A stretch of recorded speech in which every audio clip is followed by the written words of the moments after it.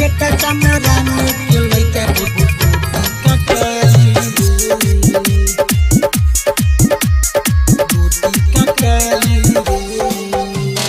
बाबा साहेब के लिखो संविधान के जे उंगली उठाई रे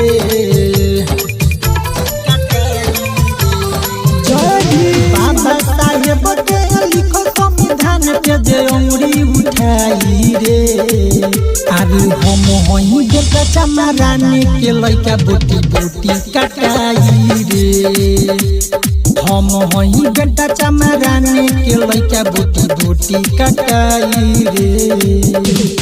हम होई बेटा चमरानी के लइका बोटी बोटी कटाई रे डीजे ओम सागर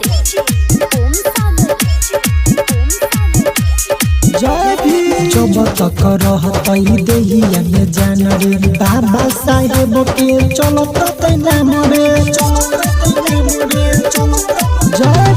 जब तक रहतई देहिया में जान रे बाबा साहेब के चलत तै नाम रे अंतर विदास के पूजा करेला निकलल बानी रे संतर विदास के पूजा करेला निकलल बानी रे संविधान पर जे भी उंगली उठाई बोटी बोटी कटाई रे संविधान पर जे भी उंगली उठाई बोटी बोटी कटाई रे हम होई बेटा चमरानी के लइका बोटी बोटी कटाई रे डीजे ओम सागर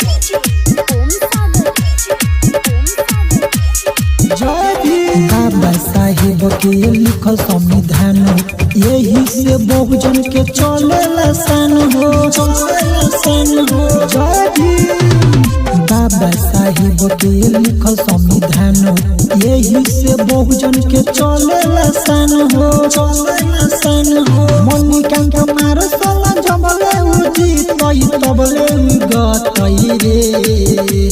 मणिकांत मार सला जबले उजी तई तबले गतई रे संविधान पदे भी उंगली उठाई बोटी बोटी कटाई रे